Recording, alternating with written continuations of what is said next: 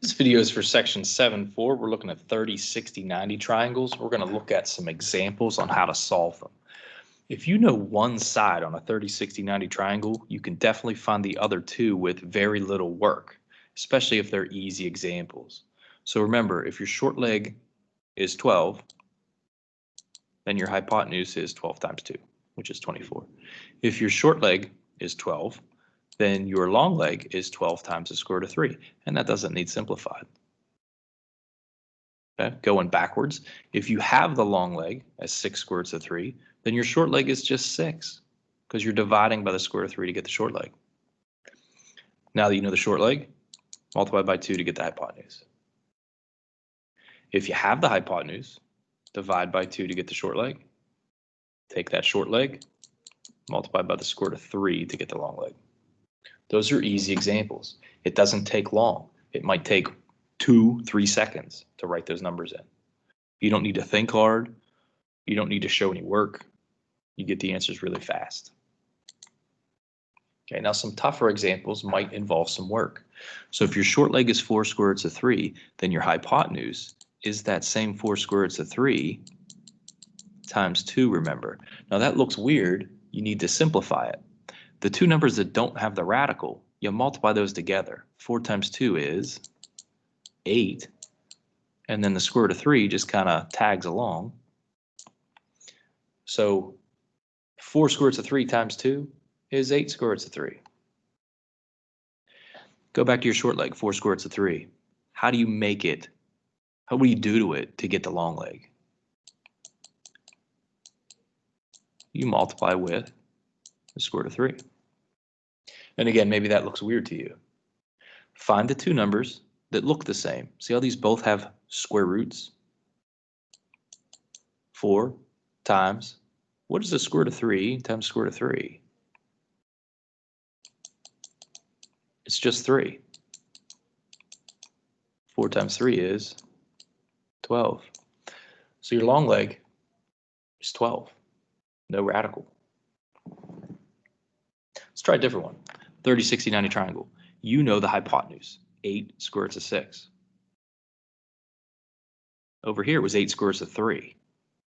Half of that was 4 square roots of 3. So the thing that you're taking half of is the number in front of the radical. 8 square roots of 6, half of that would be 4 square roots of 6. If that makes sense to you, great. If it doesn't, I'll show you the math. Here's 8 square roots of 6. You want to divide it by 2. Does it make sense why you're only dividing the 8 by the 2? Those cancel.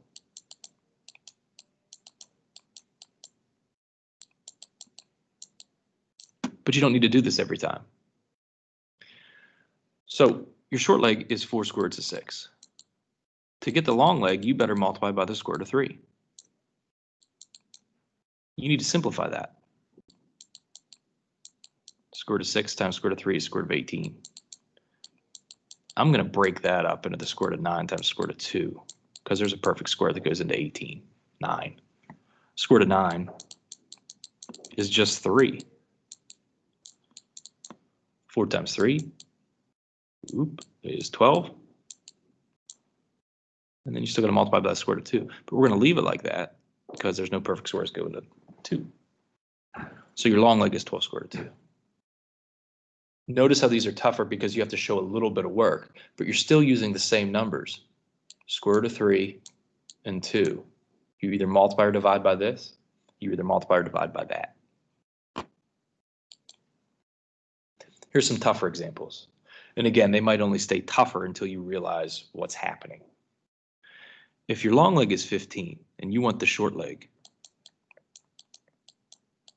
you got to divide by the square root of 3. And that looks complicated. Remember, we have to rationalize. You can't have a radical in the denominator. This is equal to 1.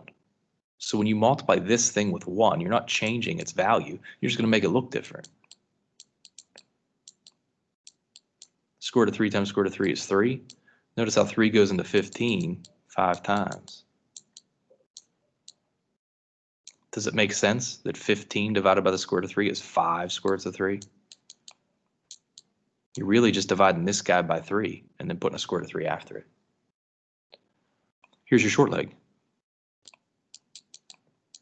multiply it by 2 to get the hypotenuse. So that's 5 times 2, which is 10 square roots of 3. Here's your long leg, 10 square root of 6. If you want the short leg, you better divide by the square root of 3. And this might look weird to you, but it's the same thing as 10 times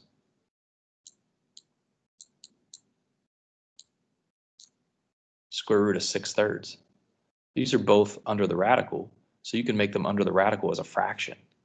6/3 is 2.